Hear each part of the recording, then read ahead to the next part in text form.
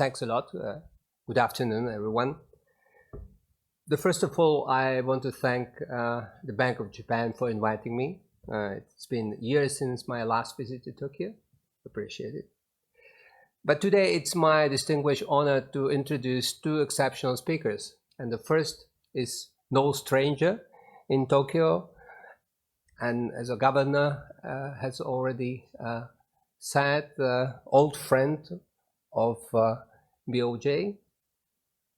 He's an honorary advisor to the Bank of Japan's Institute for Monetary and Economic Studies. He's a professor at the MIT Sloan School of Management, and he's also a research fellow at the CPR, and also the member of the Shadow Open Market Committee. In the past, he worked for the US Fed and later served in the Governing Council of the ECB. He's widely known for his work on Taylor rules. Already 20 years ago, he argued that since the data available to policymakers are imperfect and subject to substantial revisions, the evaluation of alternative policy strategies must be based on the information available in real time. In his further research, he argued that given the unobservable character of potential output, overemphasizing output gap in policy rules could be counterproductive for stabilizing the economy. Still 2 decades ago, but very relevant to the questions we are facing today, he has also provided an explanation of the high inflation of 1970s, resulting from these gaps being badly measured. His publications always triggered a lot of discussions, so no wonder that they count among the most cited in the literature. Nevertheless, there is something just a few of you are aware of. Athanasios and I share something rare that carries the label ancient history, because we were both born in Czechoslovakia a long time ago. Long time ago. We both come from a country that doesn't exist anymore. And this piece of history makes us both, in sense, breathing reminders of the past. Little did we know how much both communication and communication of central banks' forward guidance will matter throughout the pandemic. Extraordinary times require extraordinary measures. But since then, the times have changed, and we had to change the course. Whether we have done that well or not, and what hurdles we have faced or still face in one of these policies is the topic of his speech today. His quest today carries the name "The Forward Guidance Trap," and I consider the word trap as appropriate. In his view, forward guidance on interest rates in recent years contributed to the delay in lift-off by some central banks, and then no doubt that the ECB will be mentioned here. But let's hear him out and save our feedback for the full update. Without further ado, it's my pleasure to invite Athanasios to the stage. Sorry to intervene, but just one important note that we have media for this entire session. This is a keynote speech session. So anybody who make a question, comment, be careful. You have to be heard. Thank you for this very warm introduction. And yeah, I'm not often in the room and introduced by a, I could say, compatriot from a non-existent country anymore, given the demise of Czechoslovakia and split into 2 countries. But there are things that unite us in this room: the central banking experience, the central banking challenges, and this is going to be my focus today. I do want to start by thanking the Bank of Japan for organizing this conference that give us the opportunity to be exchanging views on central bank work, and this is how we improve policy going forward. And it's been a long time. It's been for the last 3 years, we could not be here. This has been a tumultuous period for central banks. The pandemic caused the cancellation of this conference in 2020. And then in 2021 and 2022, our gatherings were virtual from different continents discussing views. Now, central banks around the world, and I will focus on advanced economy central banks mostly, but I think this is a generic statement for most central banks, deserved and earned a lot of praise for their response to the pandemic. The actions were decisive. The pandemic created challenges for the economy that could have led to quite catastrophic collapses in economic activity beyond what was mandated by shutdowns, and that was averted. And I consider this to be a policy success, and we had discussed this, I recall, in our virtual conference 2 years ago. But then things started changing a year later, and I recall in our discussions at this conference a year ago, the virtual discussion, Carl Walsh gave a keynote address, and he set up very nicely the cost-benefit considerations of a delayed exit from accommodative policy, and he laid out conditions under which being 6 months late may not be a big deal, or it may be a bigger deal, and the cost that could be associated with that.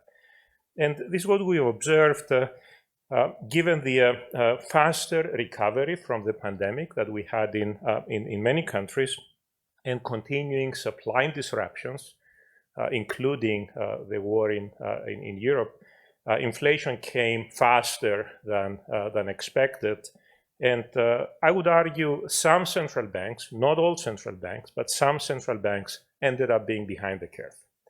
And this, to me, brings the opportunity to reflect on this experience and see what lessons we can draw for future policy. Now, recall the theme of the conference is all the new challenges in monetary policy. And of course, some challenges are perennial, like the problem of dealing with high inflation is a perennial problem. All central bankers all the time need to be thinking about it.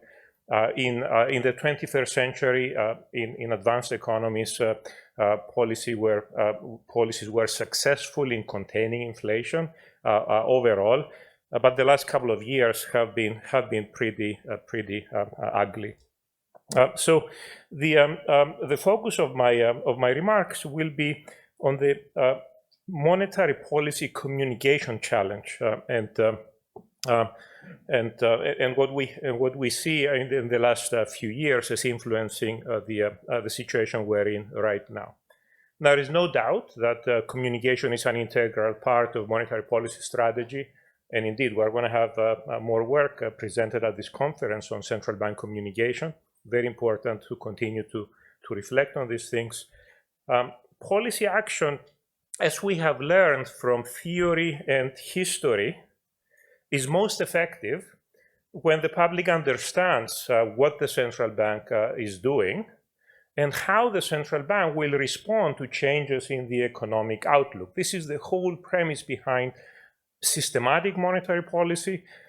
This is a key element of strategy that has been, I think, adopted quite successfully over the past 30 years by many central banks who are following a strategy similar to inflation targeting, explicit, implicit, or along those lines. This has been behind the success of policy in the last 30 years.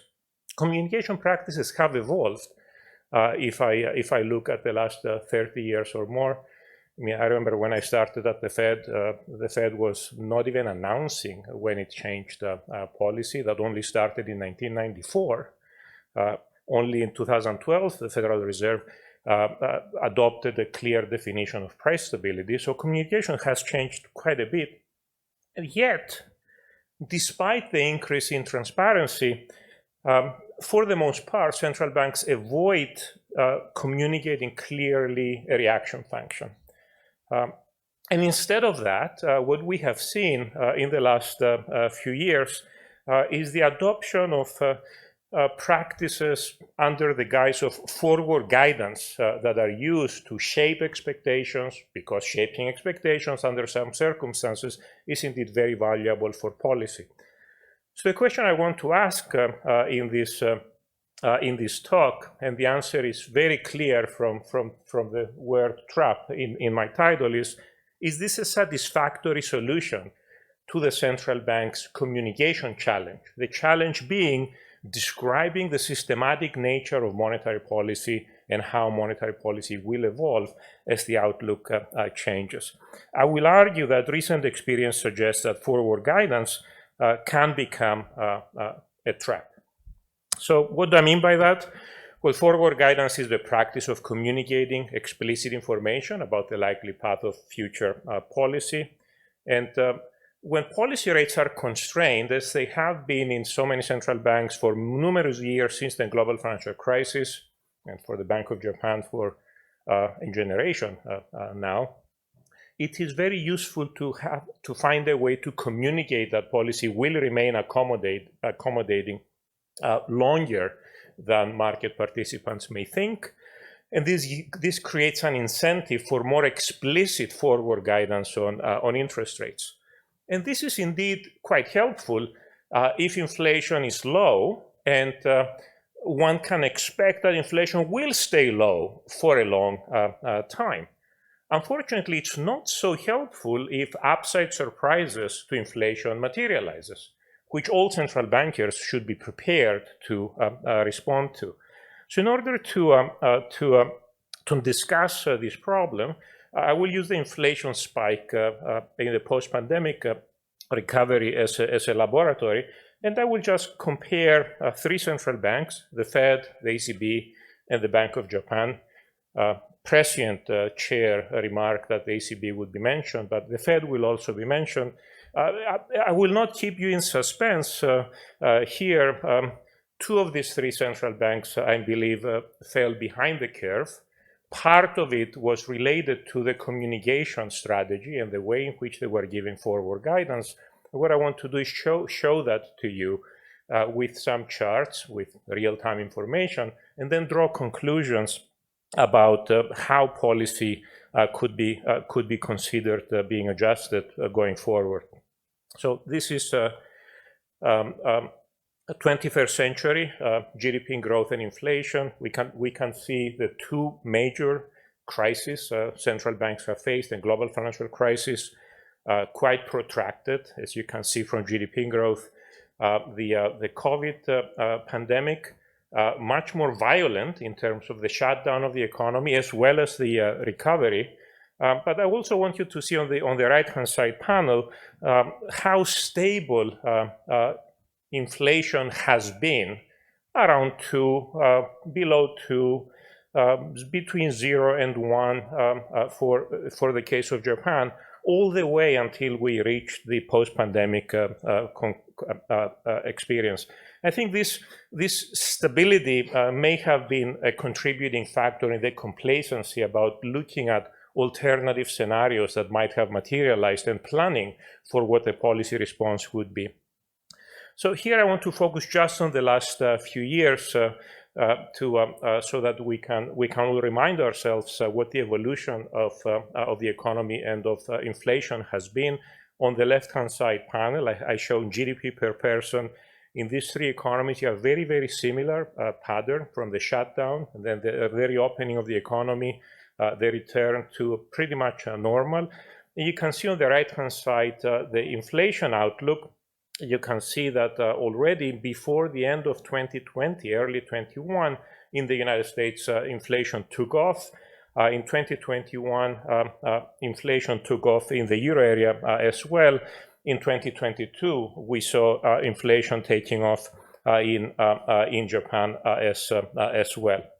So don't need to remind you that the fiscal and monetary policy responses were much more decisive in this episode than the global financial crisis. And as I mentioned already, this was a policy success. This is something we should celebrate. The problem was the unexpectedly strong recovery that created some difficult decisions, created a decision of returning to normal, of stopping the accommodation, of considering at what point monetary policy should start tightening, and this created some issues and some delays. What I want to do is show you with just a few pictures how we can assess that two of the three central banks I mentioned fell behind the curve, and then explain, using the information from the communications, how this relates to the way they approach forward guidance. So here's a summary of policy. We have no surprise, policy rates at zero or massively negative interest rates. In the case of the ECB and Bank of Japan, when the pandemic hit, there was no room to do anything with interest rates at all. But if you check the right-hand side, we have this unprecedented balance sheet expansion, which again, in my view, was appropriate when it was done. But I want you to see that, that in terms of tightening policy, we have over the past year increases in interest rates by the ECB and the Fed, but the balance sheet is still quite high. How can we tell that two of these two central banks were delayed in removing accommodation? Well, in real time, we would want to watch for indicators of inflation, but not backward-looking indicators of inflation, forward-looking indicators of inflation. We would want to look at survey data, and we will have more discussions of survey data. For our purposes now, I will instead focus on financial market data, just show you inflation swap rates, because these are comparable for the three economies. And I show you here data for 1, 2, and 5 year horizons.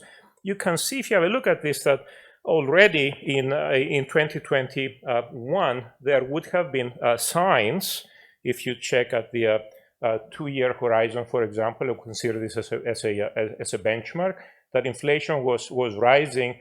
When you look at inflation expectations rising so fast, central banks should be asking the question, should policy start adjusting from being ultra accommodative to maybe more normal, and then, if needed, become tight later on? You can see that for the cases of the Fed and the ECB, the 2% objective was breached early on, and I will show you later on the tightening experience. But I wanted to show you also this picture to suggest that for the case of the Bank of Japan, despite the fact that inflation rose and the 1 year ahead inflation expectations also rose, there isn't really any sign in this particular measure of inflation expectations that the Bank of Japan needed to do anything to remove accommodation.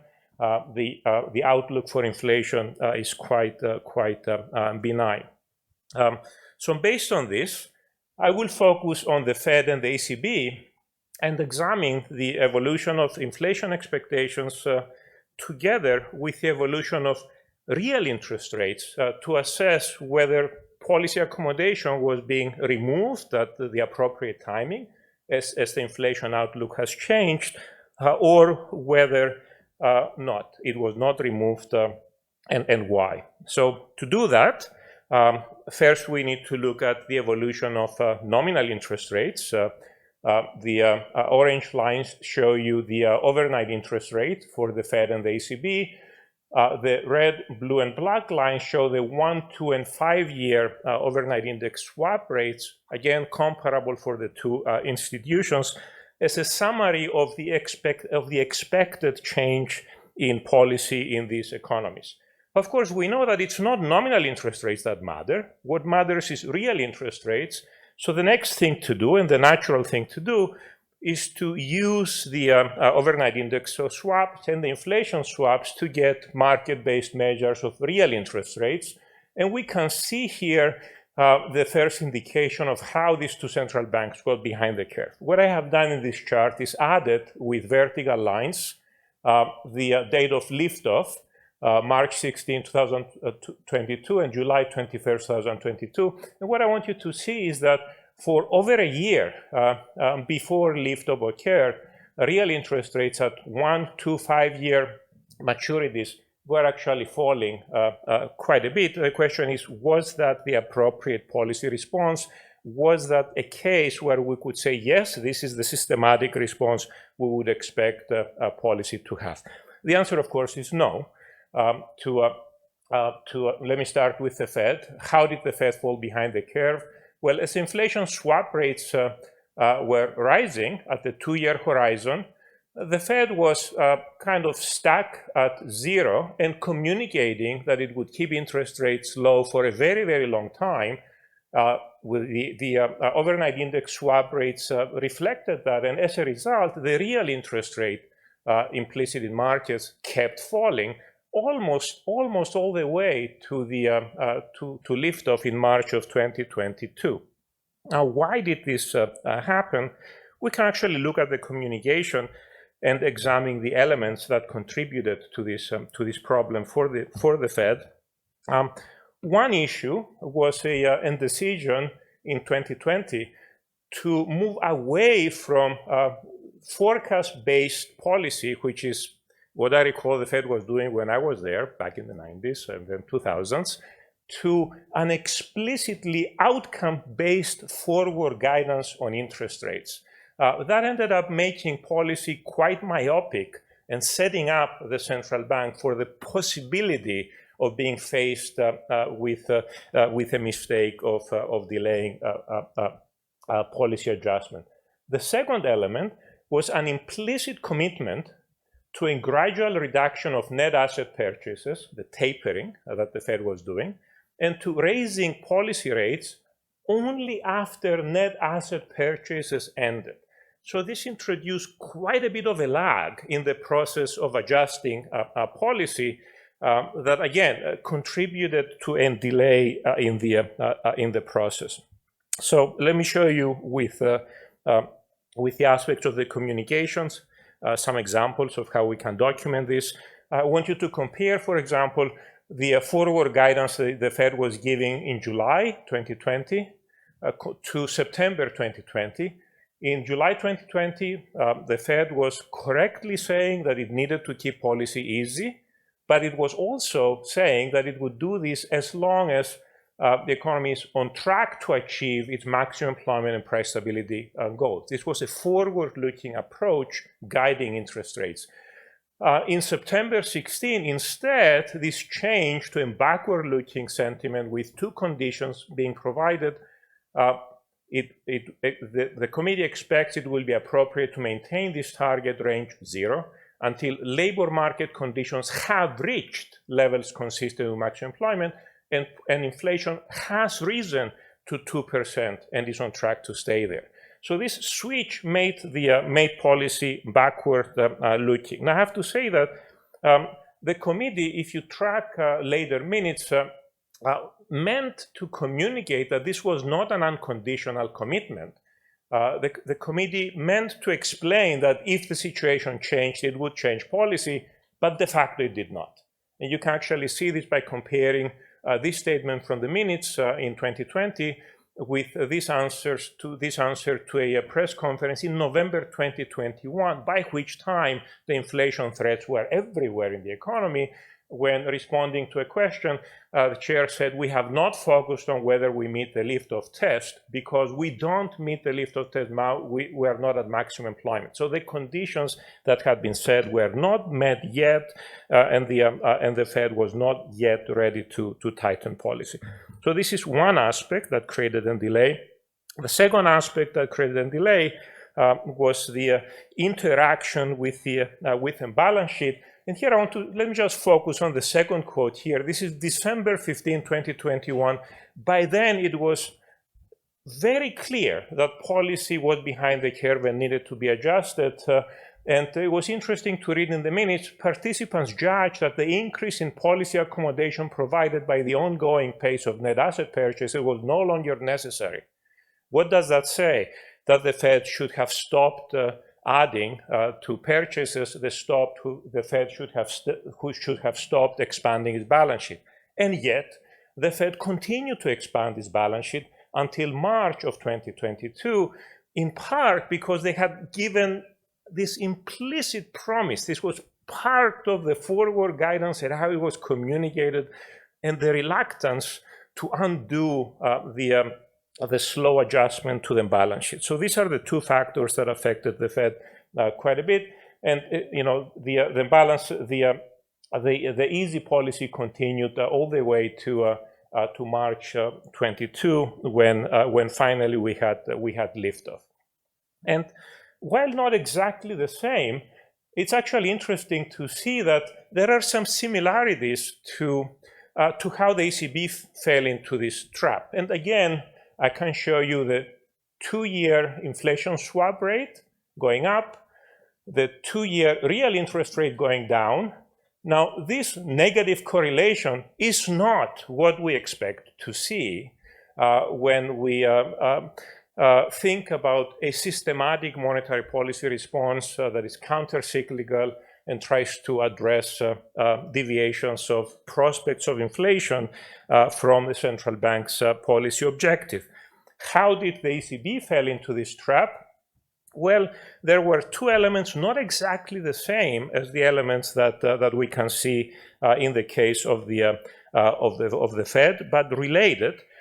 In the case of the ECB, we have an explicit commitment to raising policy rates only after net asset purchases ended, and a very slow schedule on that.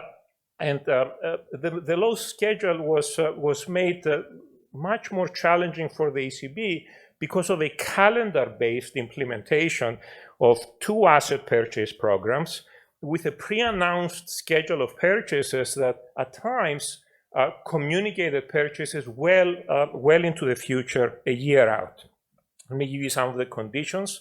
In their case, March 2020, the ECB communicated already that it would keep expanding its balance sheet, providing accommodation for some time, and that it would not raise interest rates until it ended all of the purchases and expansion of the balance sheet that it would do. Now notice here, November 2021, again, pretty late in the game. By then, inflation expectations had risen.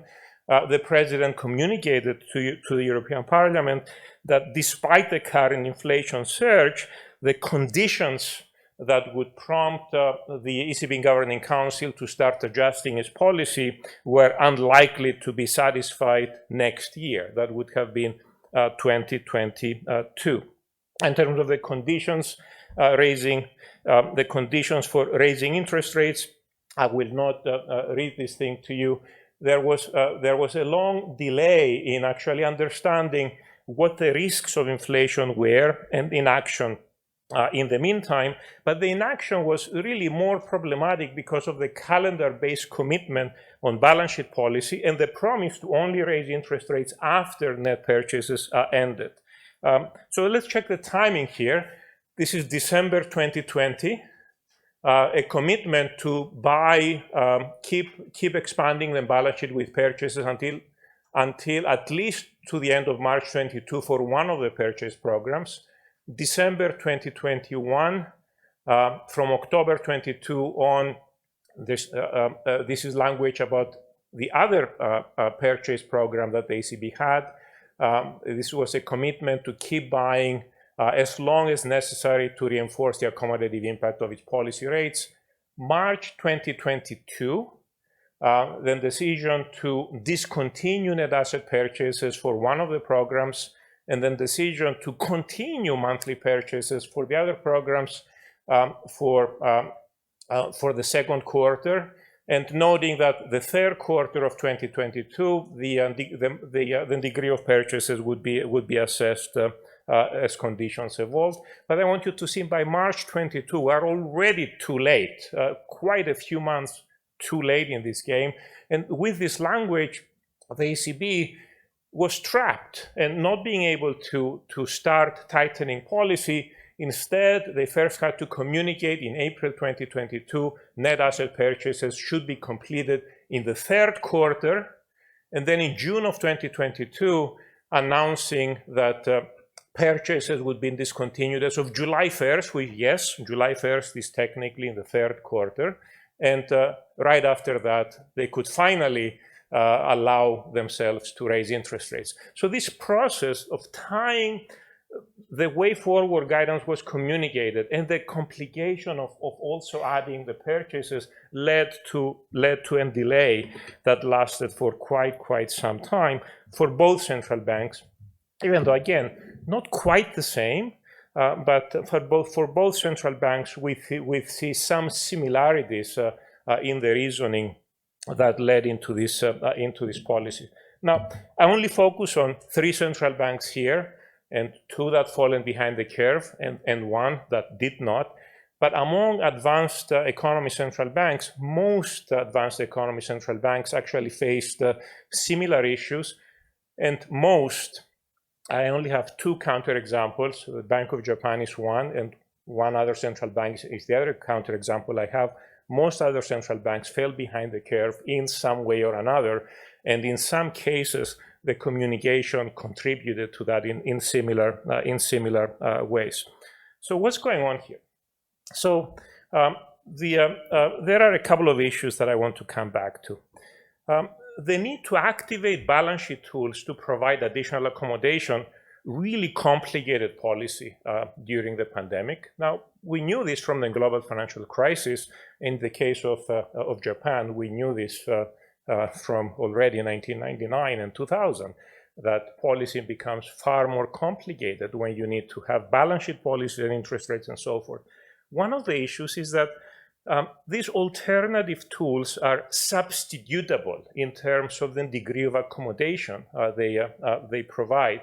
And because of this substitutability and the difficulty in assessing what is the overall stance of monetary policy, how easy or how tight it is, it gets even more complicated to communicate what the central bank is trying to do, and it becomes far easier to inadvertently misinterpret policy plans and miscalibrate policy. Of course, since forward guidance on overnight interest rates as well as balance sheet policy are both meant to influence longer-term yields, there's another way to do this. I think it's interesting to contrast this with the Bank of Japan's approach. One could give communication more directly on longer-term interest rates. And that actually may summarize better the different policy tools. Now, we know that's still not enough, because we do have we have the example from the Reserve Bank of Australia, for example, that is also complicated, and additional communication is needed to ensure that there is a clear understanding of how these tools actually work together. So, in terms of evaluating how forward guidance has been used, I would say that the forward guidance that was provided on policy interest rates by the Fed, the ECB, and other central banks, it was useful as long as the likely path of the economy that these central banks projected could be assumed to materialize. That's good. That's something. Internal consistency with respect to the baseline scenario. The problem is that this is not how central banking works. Central banking also needs to plan for contingencies, for unexpected elements, and the approach to communication that was employed proved inadequate for coping with an upward surprise in inflation. And this is the sense in which this is pretty much an old challenge in central banking that keeps coming back from time to time when we have an inflationary surprise. So, as a critical component of policy strategy, forward guidance proved to be problematic. And in the case of the ECB and the Fed, instead of facilitating a prompt reaction to the evolving outlook, it ended up being a constraint to central banks. And this is what made forward guidance a trap. Now, is the nominal policy rate the most reliable benchmark? One of the unfortunate things that we do, and when I teach how central banks do monetary policy, when central banks communicate policy, too much of the communication focuses on nominal interest rates. But I do recall some time ago reading and then rereading Milton Friedman's presidential address. This was one of the two things we needed to be really, really careful about. Central monetary policy cannot peg interest rates for more than very limited periods. That was the first of the two warnings he gave, even though in recent decades we focus on the second one when he mentioned that monetary policy cannot peg the rate of unemployment for more than very limited periods. But both conditions are there. So the problem is that as practiced by the Fed and the ECB in the examples I gave you, but also by other central banks when I study their communications, forward guidance creates a problem of communicating that nominal interest rates will be pegged for some time, but without really providing sufficient information about what real interest rates would be doing under different scenarios, and without explaining how the central bank will adapt its policy in order to make sure that real interest rates are properly calibrated. So this, I think, is sufficient to draw some basic lessons about future policy strategy and communication that I want to simply conclude my brief presentation for you. And one is that compared to forward guidance, clearer communication of a central bank's reaction function I believe would be helpful to avoid the trap that we have seen operating in practice in the last couple of years and improve policy outcomes. And the question is, how do we do this? How do we think about the communication of monetary policy that would help central banks be systematic, help the public understand what central banks would do as the economy evolves, and keep central banks honest in what they do? So in my view, one way of doing this would be by communicating a simple forecast-based policy rule that could serve as a benchmark for communicating the systematic contingent nature of policy. After all, if you think about what is the best way to communicate forward guidance that is contingent on the evolution of the economy, well, if we were to write this down as a mathematical formula, it would have been a reaction function. And we can think of a simple policy rule with just a couple of inputs as being a simplification of that reaction function. So this is one way of doing it. I stress, in my view, it would be useful to communicate a forecast-based policy rule, because we should always keep in mind there are lags in the monetary policy transmission mechanism. Communication with policy rules that rely on last year's inflations, we know are not as good as we can do. They're actually better than not providing any rule at all, but we can do even better by providing a forecast-based policy rule. An alternative way to operate, and we have seen a little bit of this during the pandemic by some central banks, but not in as systematic as a nature as I hope we will see going forward by those central banks that do not want to communicate a more explicit policy rule, is a more systematic presentation of plausible scenario analysis, where the central bank can provide alternative possible outlooks. And again, I would focus on alternatives to inflation more than anything else, since that is the outcome that changes nominal interest rates into real interest rates that can lead to major miscalibration of policies.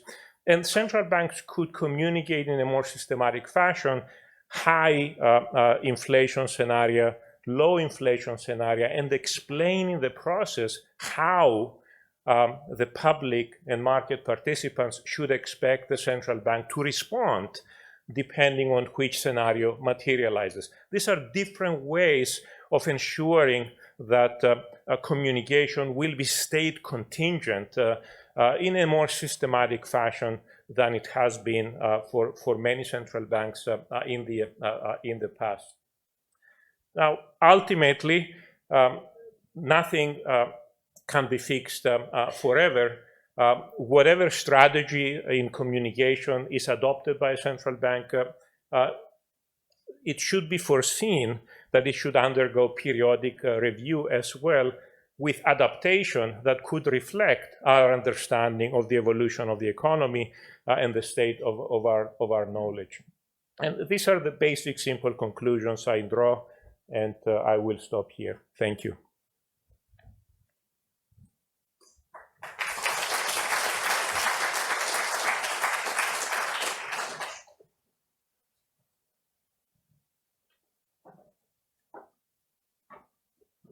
Thank you very much. Thank you very much for the speech, Professor. As we have expected, smashing, riveting, insightful speech, sensitive, quite delicate, particularly for us, for acting policymakers, seniors in the room. But I must say, Professor, you were extremely polite to us. Oh, I apologize. I did not mean to. Honestly, it's not easy to disagree with you here. But as you know, as a lesson learned, we in ECB, we abandoned forward guidance and we switched to the reaction function communication, just in line with your recommendation. So now the schedule is extremely tight. So I'm going to give up the opportunity to answer the question. So please raise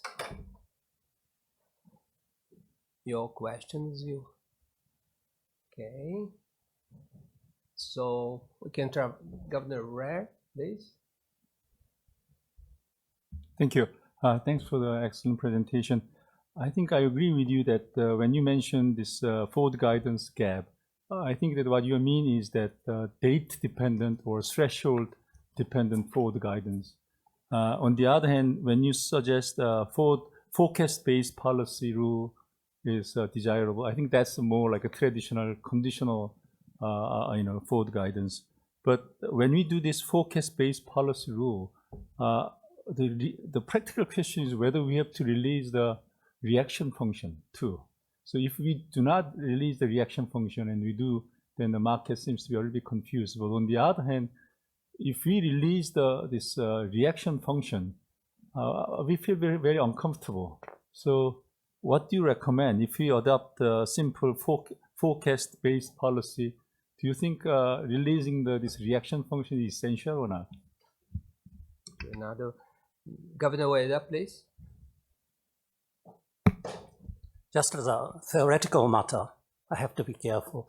I thought a fundamental point about forward guidance, in whatever way it's implemented, derived from the fact that forward guidance takes the risk of you falling behind the curve. Otherwise, it's not going to be different from, say, a very simple-minded rule like the Taylor rule rate. I could be wrong, but...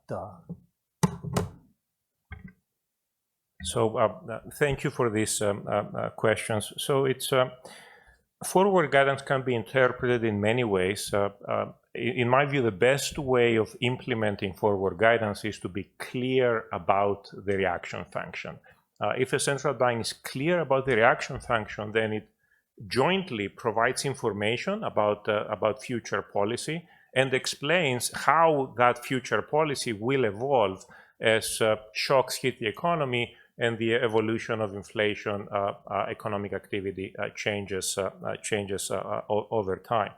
Now, in my reading of central bank practice, what I see is that too many central banks are unwilling to be very clear about the policy reaction function. Things change.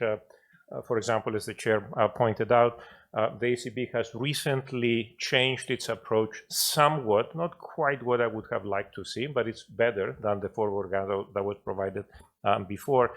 During the encounter with the effective lower bound, the point was, how do we communicate that policy will be easy without communicating a reaction function? And this is what creates the problem. In my view, and this is where I will link it to the question regarding practices. I see this as practices about implementing inflation targeting. Inflation targeting is a forward-looking approach. I can actually see the simplest traditions of implementing inflation targeting communicate the reaction function through the evolution of the inflation forecasts. But in my view, as a cross-check, it would be useful to also communicate an explicit, simple rule that would become a benchmark for consideration when meeting after meeting, the actual policy and decision needs to be considered, and also a benchmark for financial market participants for knowing what is the likely starting point for the discussion at the meeting 3 months later if inflation and economic activity have changed. The communication of a simple reaction function need not bind the central bank to religiously follow that policy reaction function, but it will help the central bank have a benchmark that is more reasonable than the current practice usually being whatever today's nominal interest rate is, which just isn't good enough. Thank you. Governor Bailey, please. Thank you. It's very interesting. We tended in the Bank of England to have discussions in the Monetary Policy Committee about what we tend to call Delphic versus Odyssean guidance, in the sense that, if going back to Greek classics, that Delphic guidance is really just a sort of a statement of words, whereas Odyssean is, Odysseus got his people to tie his hands to the mast. We don't like Odyssean guidance, but I thought it was really interesting what you were saying, because in a way, it struck me that the interpretation of forward guidance was heading in that direction, heading towards being a policy rule.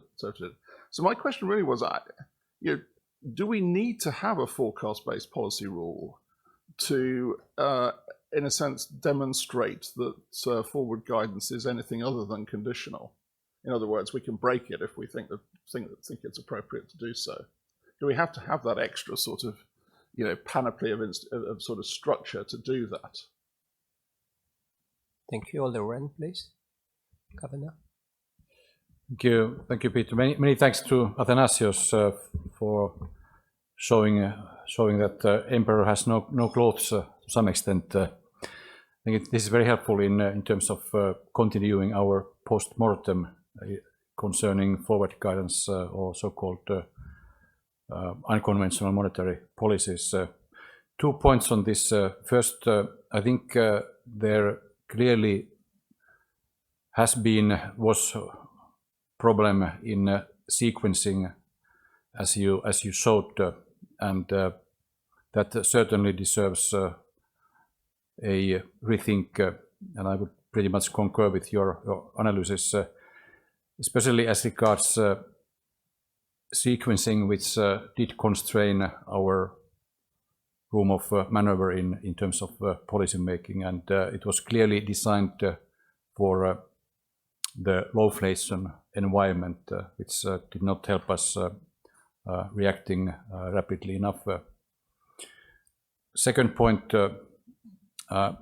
one comment related to the ECB decision making. I think one factor which one has to take into account in say late winter, spring 2022, which were a critical period of monetary policy making, was that the 24th of February 22 had of course a dramatic impact in Europe, and air was full of fog, pervasive uncertainty, And as a policymaker, you couldn't know whether you were heading towards recession or even deep depression, or whether things would continue so that you could take more rapid action in terms of raising rates. One comment along the lines of what Andrew said, scenario-based work is fine. We have been doing that. Forecast-based reaction function, I think there is a dilemma in a way that no matter whether you come from below or you come from above, the econometric models tend to show that in the medium term you converge to 2%. So what's the credibility of this kind of forecast-based forward guidance or reaction function? And one more, because we have to speed up. Mr. Tang, please. Very quick, thank you. If you are sort of totally depend on the outcome, of course you come in late. But if you switch to forecast, then another issues arise, which is the confidence or credibilities. If you consistently make the forecast wrong, then how would you gain the confidence from the market or the public? Thank you. Thank you for this remark. So Governor Bailey, I think it was very nice for me that that Governor Ren already gave you a partial answer to this.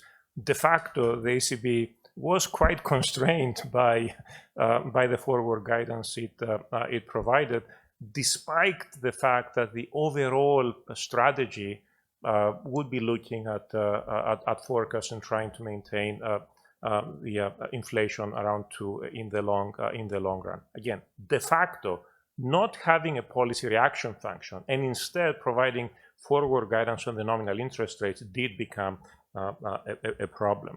Now, with respect to the sequencing that Governor Ren mentioned, the sequencing issue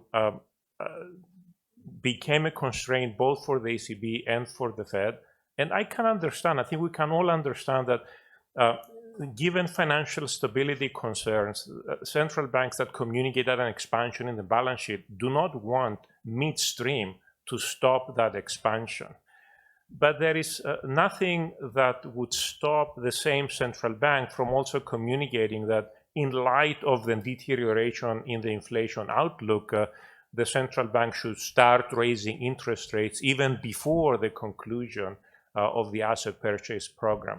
And for some reason, that was kind of put off the table, both for the ECB and for the central bank. That would have been one way to avoid the sequencing issue.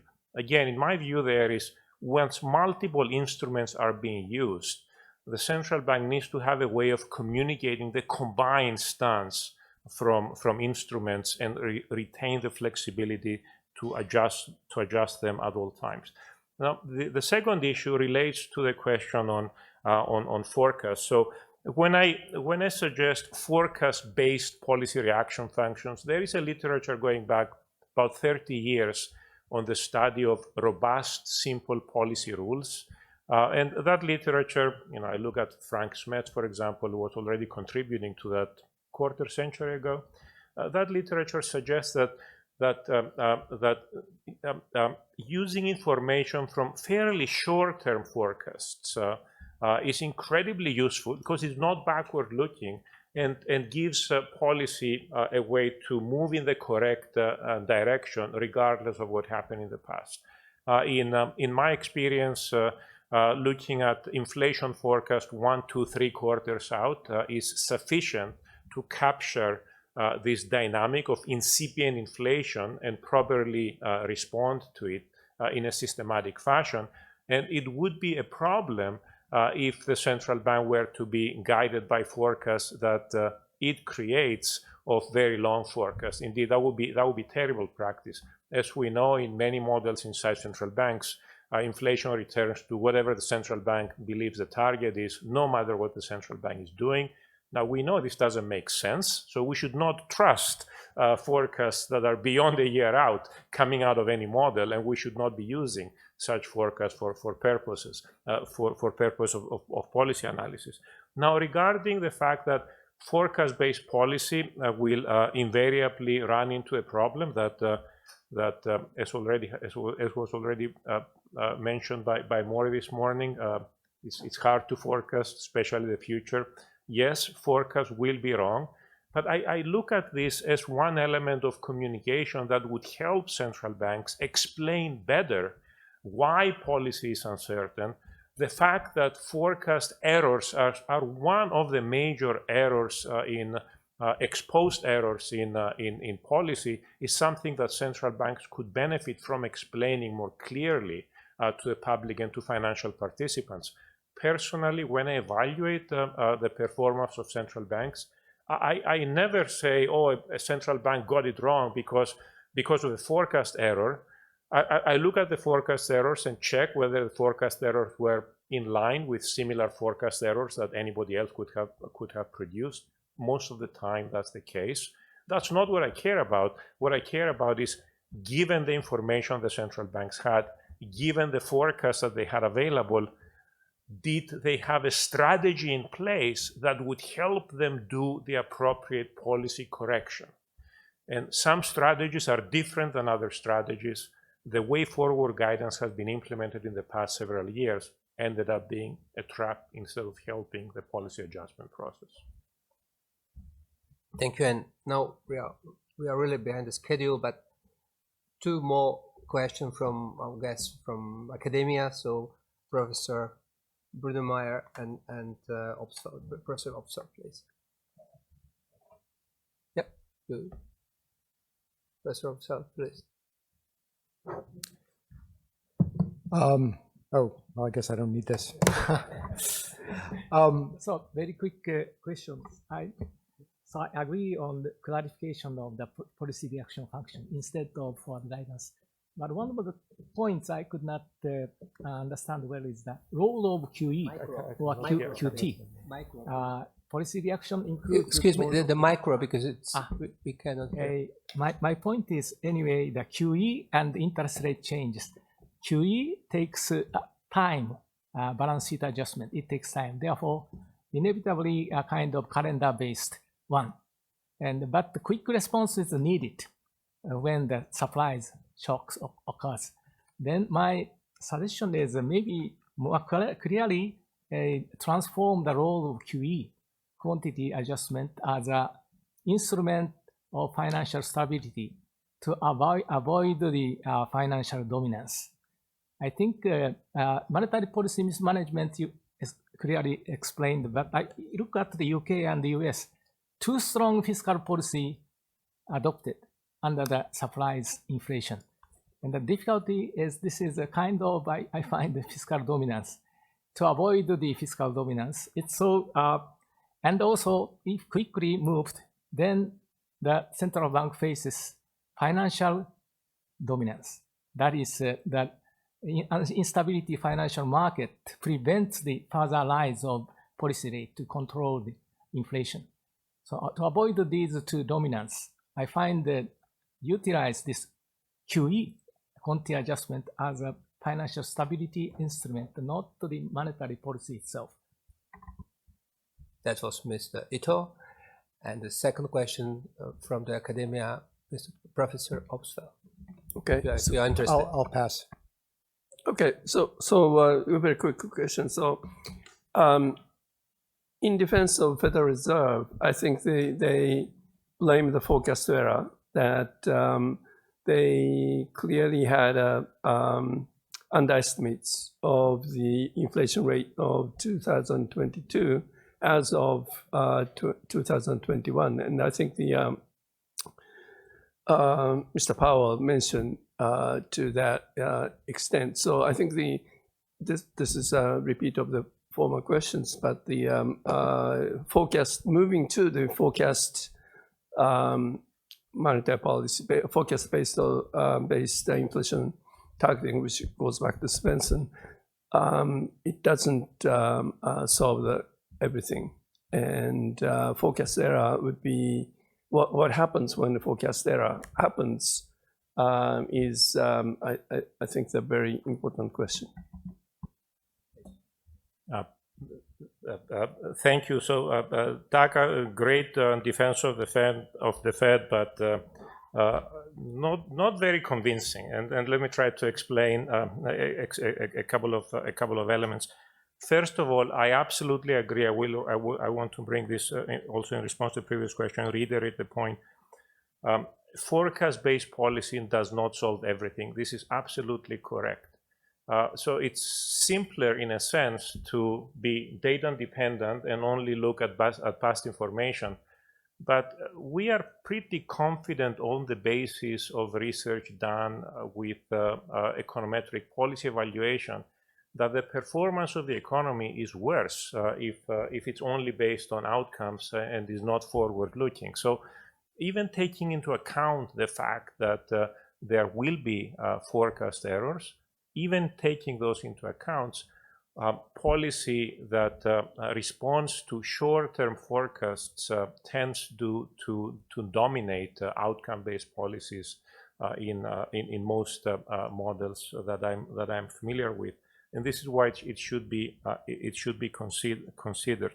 Now, with respect to the multiple tools, is balance sheet policy a very powerful tool for financial stability? I believe balance sheet policy, yes, is a tool for financial stability, but it is also a tool for monetary policy when a central bank faces the effective lower bound, which most of the large advanced economy central banks have faced during the pandemic. And in those circumstances, it's really, in my view, all about reducing longer-term interest rates. So if I look at the Federal Reserve, for example, the fact that balance sheet policy, according to Fed estimates, and believe the ECB's and BOJ estimates are similar, the fact that balance sheet policies reduced the term premium by, let's say, 1 percentage point, 100 basis points at the 10-year horizon, that is significant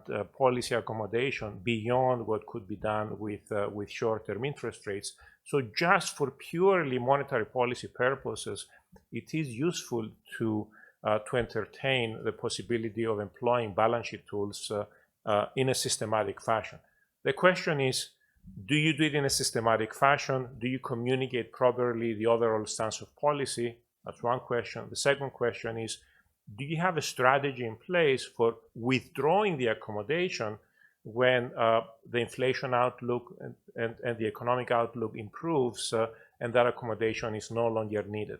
This is what requires better communication of monetary policy, systematic monetary policy, that in my view could be done with a simple policy rule or alternative scenarios, helping the central bank start the process of accommodation promptly instead of being behind the curve. That's it. That's it. Thank you. Thank you. Many thanks to Professor. Thank you very much.